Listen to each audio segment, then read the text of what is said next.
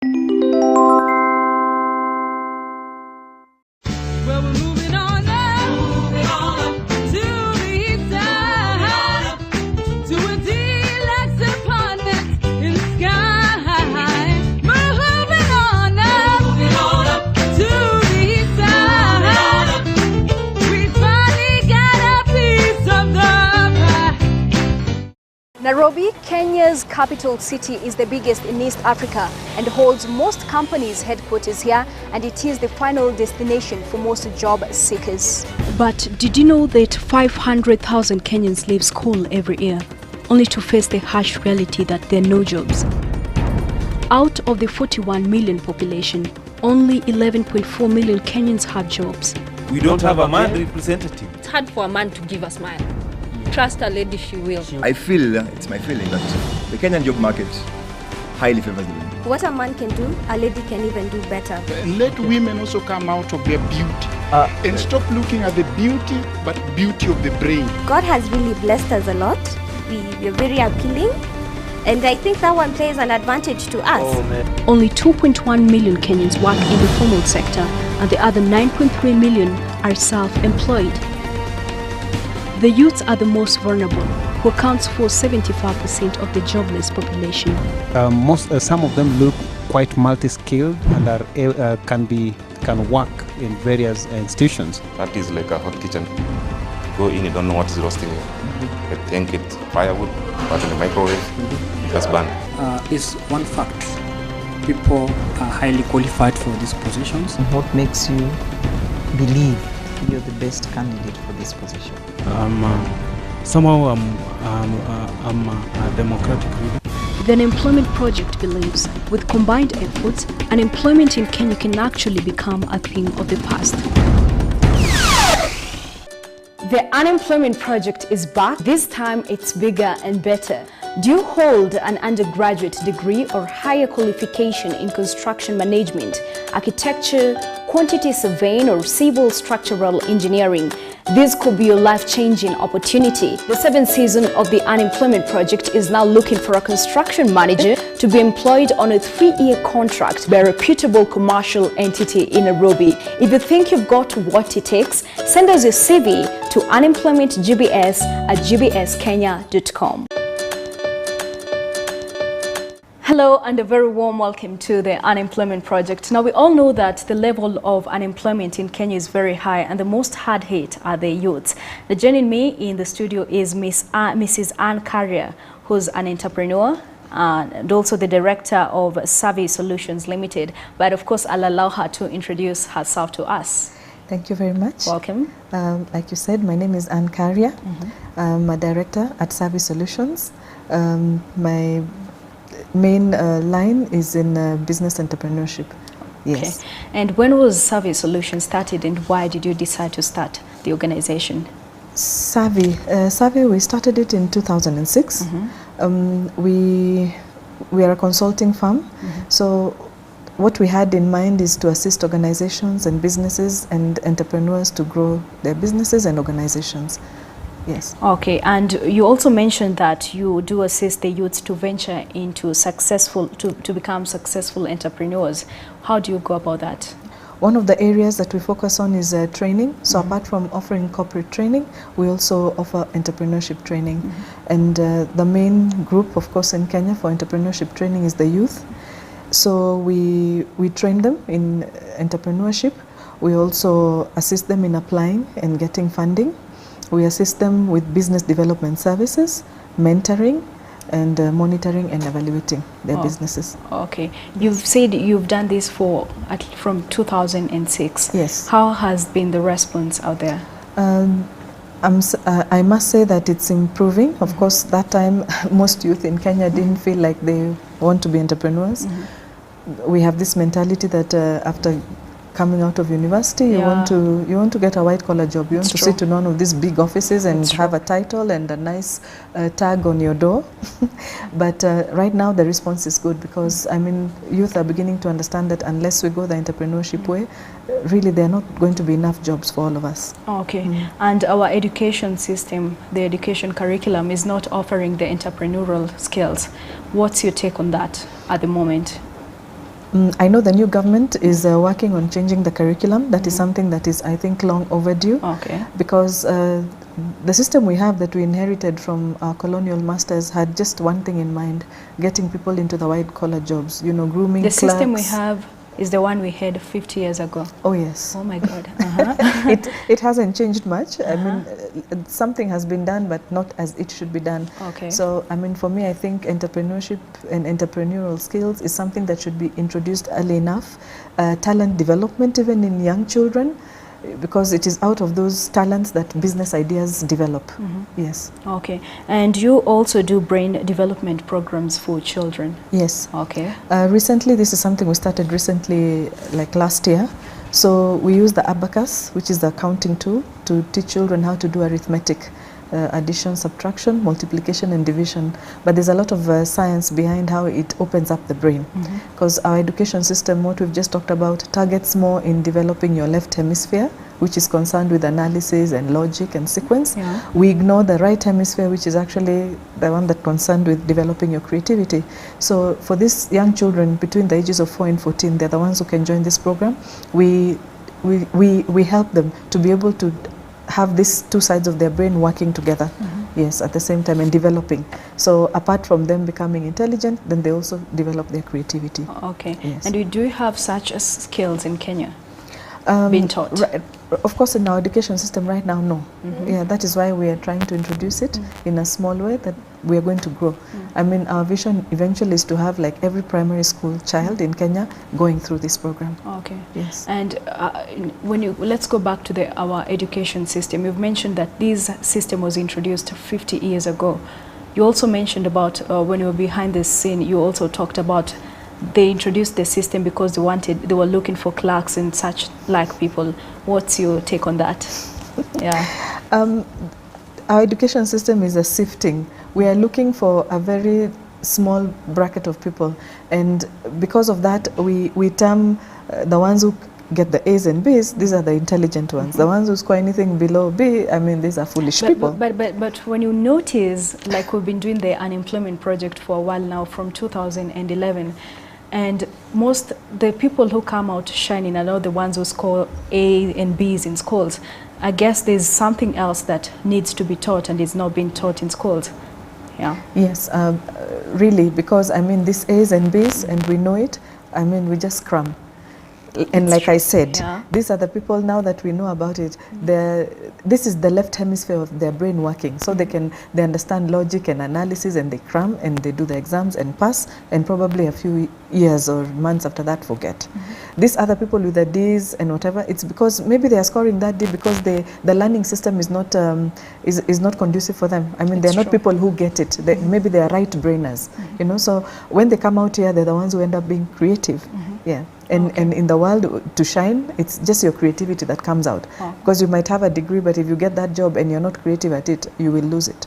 Okay. Yes. And you've also said that you offer a particular,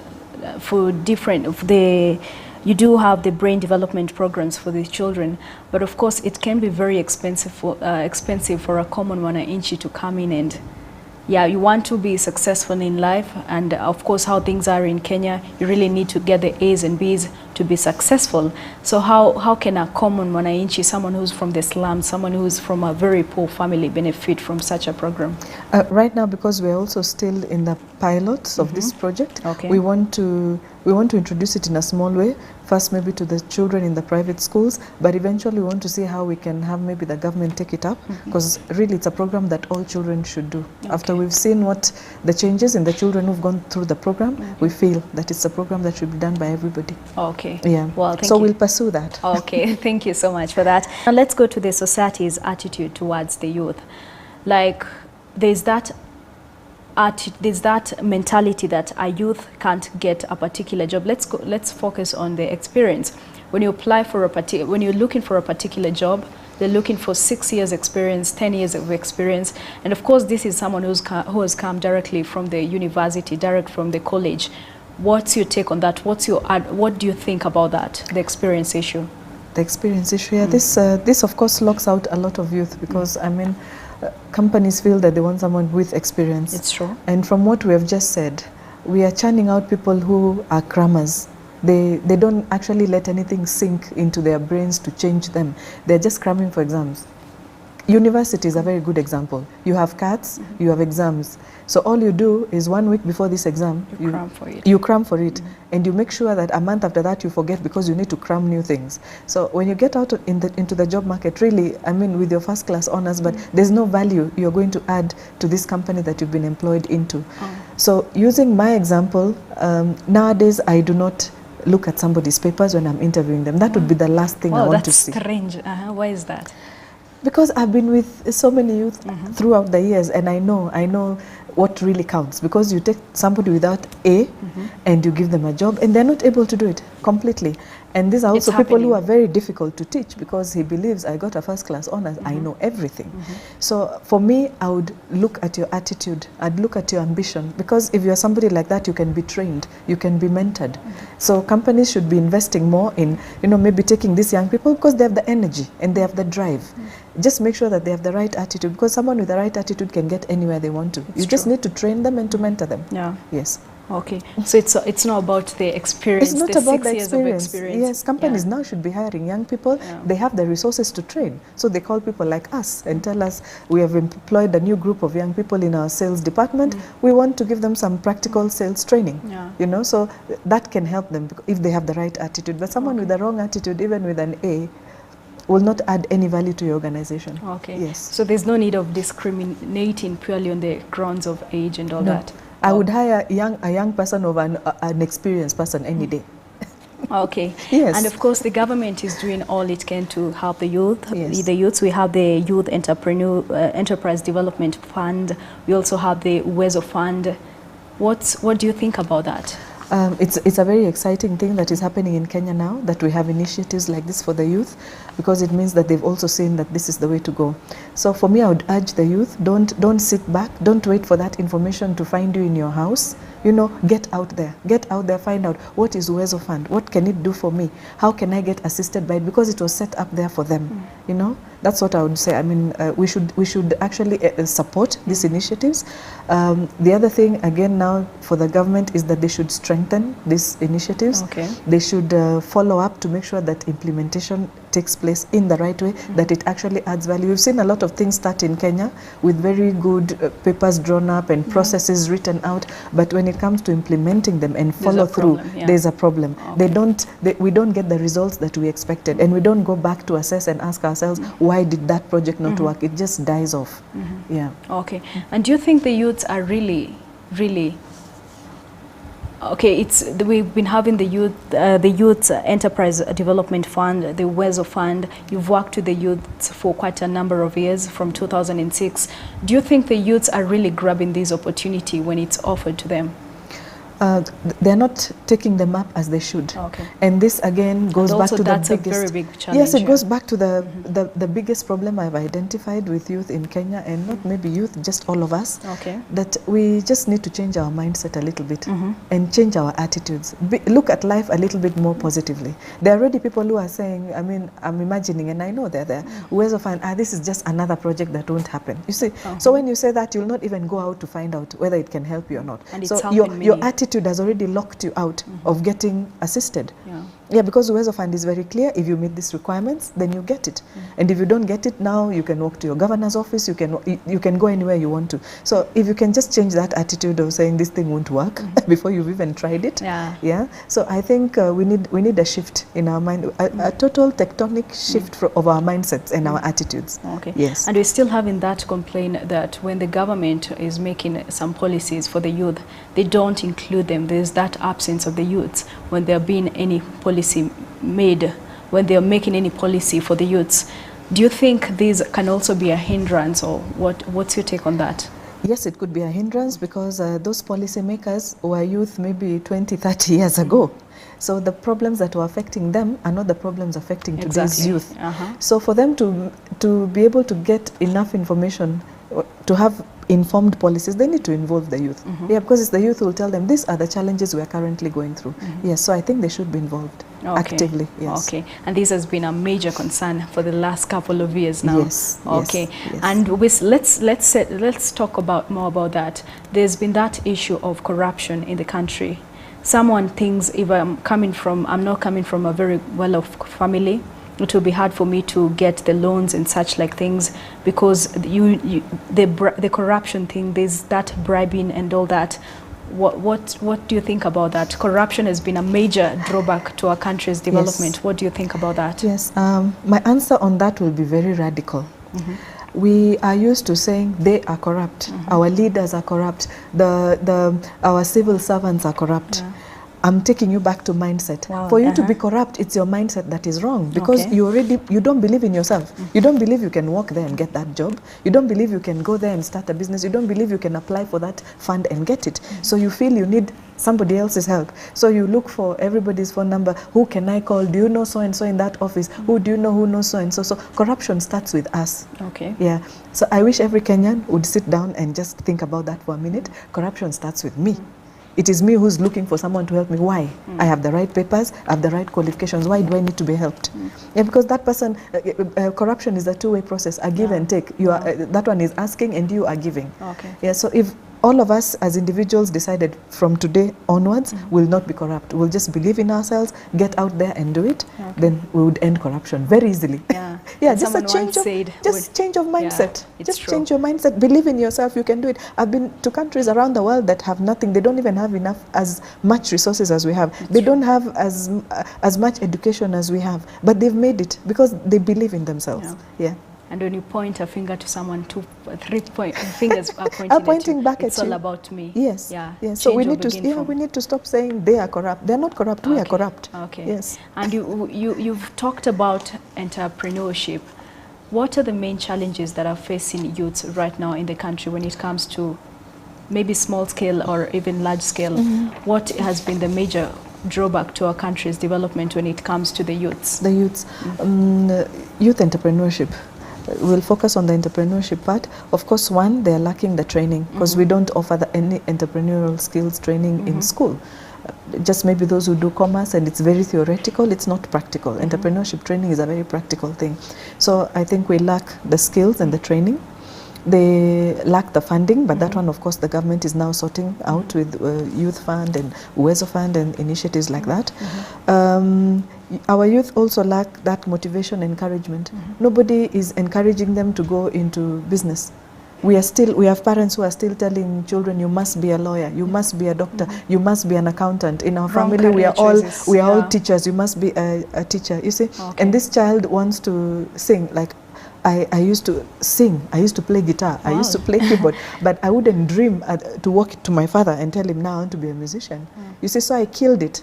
I didn't develop it as much as I would have, yet that is my God-given talent, that if I used my head a little bit and went out there, I would have turned it into money, it's true. Yeah, a career. And we're not nurturing talents in Kenya. We are not, that's what I'm saying. So in primary, we should be nurturing talent, seriously, talent development nurturing in the young people and entrepreneurial skills. The other thing is our belief systems. Like I'm telling you, I mean, we believe we must get a job.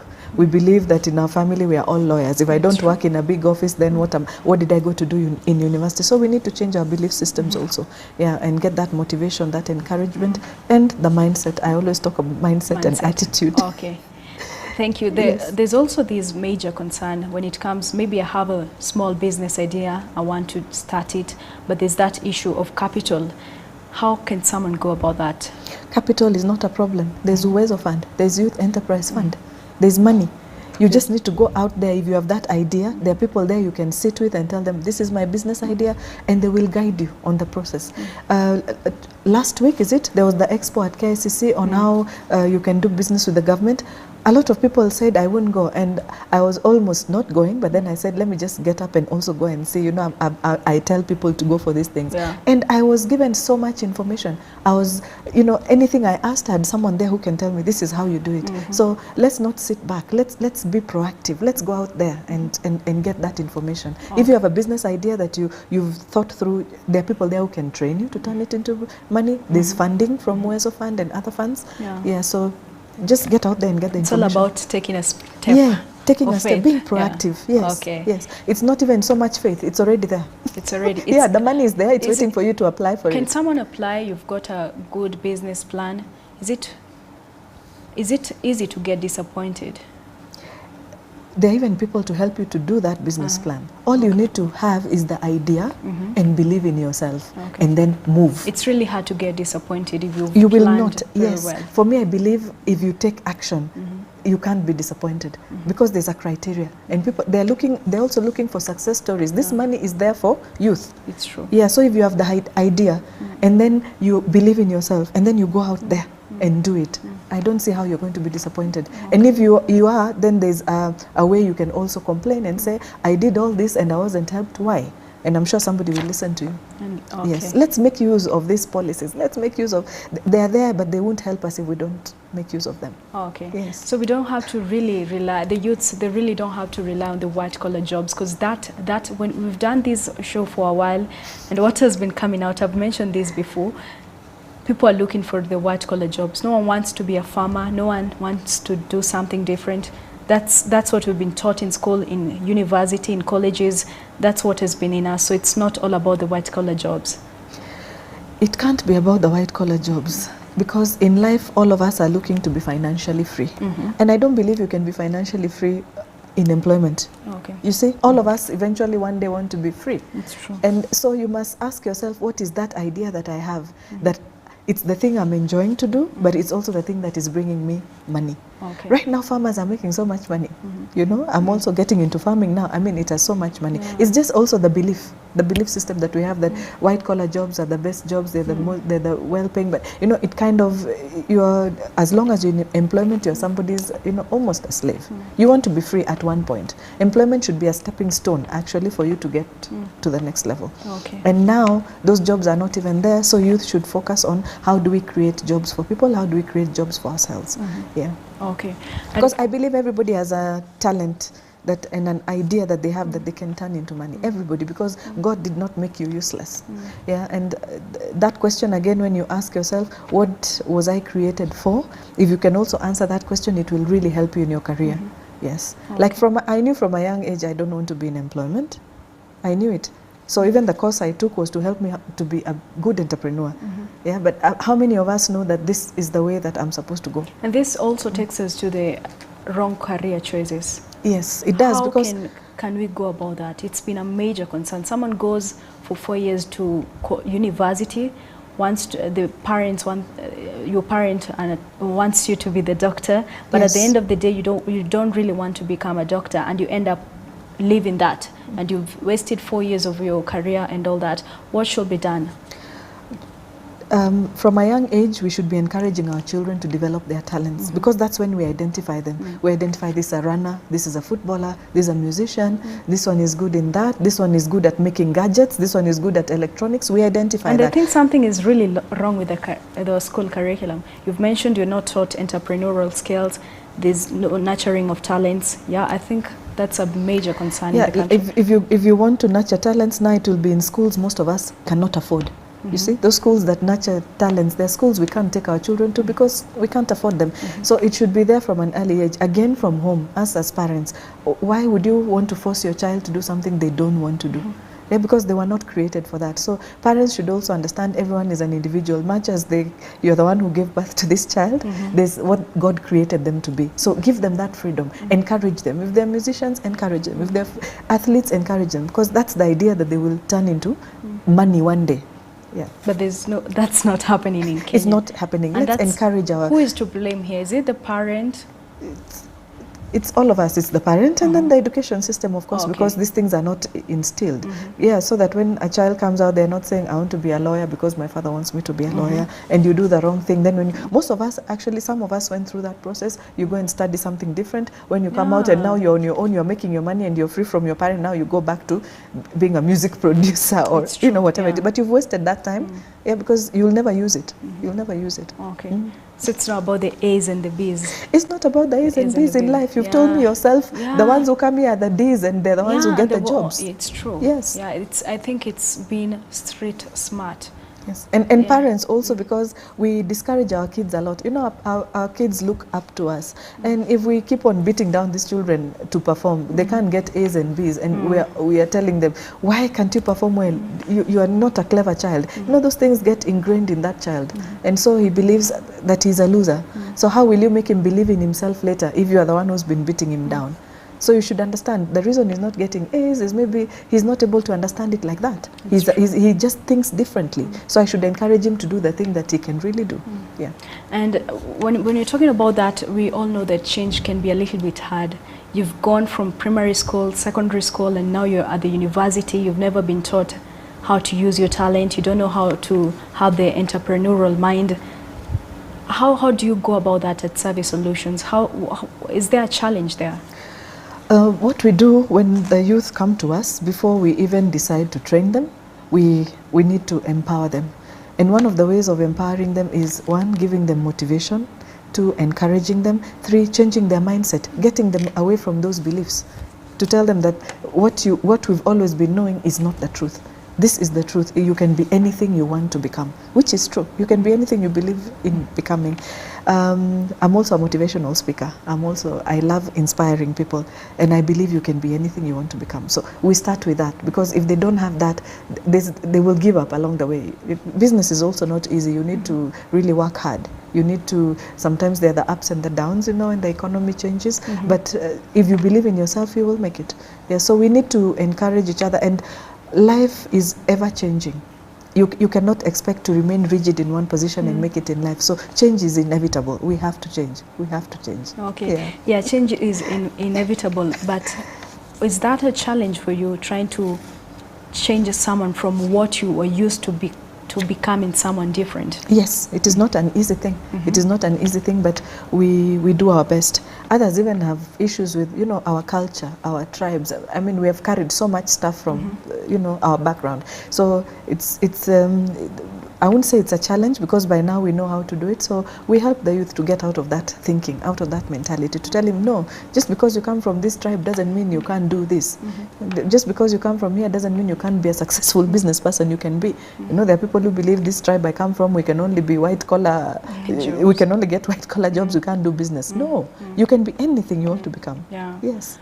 Of course, there's need for that change of thought. Yes, and that's why even like with the Uwezo Fund, there's of course there's going to be capacity building, and I'm hoping that those are the things that will be tackled by the people who are going to the youth, to tell them, you know, believe in yourself. Yeah, believe in yourself. Get away from this thinking the world has changed. The world is now a small village. It's not about tribe anymore. It's not even about country. You sell a product here today, you make shoes, you can sell them to somebody in America, you know. You make bags, you can sell them to somebody in Australia. So forget about tribe. You're thinking too narrowly. Okay. Yeah, so it's true. Yeah, get them out. Yeah, get them out of that thinking. Show them how it is. Take them just to Facebook and see. We are buying things from very far away. Some Kenyans are selling things all over the world just on Facebook. Yeah. When you're talking about that, someone will be maybe seated back at home and wants to join your organization. How can someone go about that? You will share the contacts with them, and they'll just approach us. So first we do a training needs assessment. We see at that point in time what do they need. Then we come up with a program that we can take them through. So if they're already in existing businesses, if they're in startups, people who've just started, if they're people who have not started at all but they have a business idea, we can guide them through the entire process. Okay. Yeah. And where are you located at as you're winding up? We're in Hurlingham in Nairobi. That's where our office is. But we have a branch in Nakuru and Kisumu. Okay. Yes. You have a branch in Nakuru? And Kisumu. In Nairobi, Nakuru and Kisumu? Yes. Okay, so we're going to scroll down your contact. Yes. So that, and you've also talked about like being there at the organization for close to a couple of years, from 2006. Thousands of people have really come. They've come to us and do you have gotten testimonies from them? Yes, we do. We do. I hope you'll be able to talk to some of them. We hope to in the future. Yes. Okay. Yes. And how can someone reach you? That we've talked about. Okay, there's another big question. We've talked about such opportunities. It's really hard for a common mwananchi to get access to such opportunities. How much do you charge, or how can one go about that? After we do the assessment, then we'll be able to tell you what we charge. But there are some that we offer these services for free, because again, we want to give back to society. If someone comes to me with a very good business idea, I will not turn them down. Someone comes to me maybe from Kibera or Mathare, I won't turn them down. I will want to help them, because in helping them, I'm also helping the country. I'm helping everybody to grow. So there are those that we will help, and there are those that we will charge, depending on how it is. Okay. Yes. So let them contact us and visit us, because everybody has very unique needs when it comes to entrepreneurship. Yes, there's some who are very good in one area and very poor in another area, so we have to do that training needs assessment. Yes. Yeah, and as you're coming to the end of the show, what's your advice to the people who are in charge of our education system? That we need to rapidly change our education system. We need to include these things. We need to develop creativity very early. We need to develop talents very early. We need to bring in entrepreneurial skills at a very early age. I think the teenagers in high school should already know that if I don't get a job, or even if I'm not able to go to university, I can still turn my ideas and my creativity into something that I can earn a living from. Yes. Okay. And to the unemployed youths who are watching right now back at home? The unemployed youth, you don't need to call yourself an unemployed youth. Okay. Now you have every opportunity. I wish we had those opportunities years ago. So I would encourage them to seize the opportunities that are there for them right now. Let them walk into those offices. Those offices are open. Let them go and find out, I have this business idea, how do I turn it into money? Let them come to people like us. That's why we're there. And we'll guide them, because we're also working with these government institutions. We'll guide them on how to go about it. And you've been there for long, you know what you mean when you say that? Yes. Okay. Yes. Thank you so much for joining us. The Unemployment Project is back. This time it's bigger and better. Do you hold an undergraduate degree or higher qualification in construction management, architecture, quantity surveying, or civil structural engineering? This could be your life-changing opportunity. The 7th season of the Unemployment Project is now looking for a construction manager to be employed on a 3-year contract by a reputable commercial entity in Nairobi. If you think you've got what it takes, send us your CV to unemploymentgbs@gbskenya.com. Well, thank you so much, Madam Anne Karia, for that. And as you're winding up, what do you think the government needs to do to reduce the high unemployment rate in the country? The government, they're already doing most of it by encouraging youth to get into entrepreneurship and making sure that they have funding. They should also help the youth to be able to get jobs a little bit easier, maybe change some of these policies in employment that require someone to have 10 years experience. Make it easier for employers and job seekers to connect. There's a lot that can also be done in that area. Okay. Yes. And especially, I was thinking the other day, like the blue collar job people, you know, people like painters and plumbers and electricians. It's so hard for somebody who wants to give them a job to know where to find them even.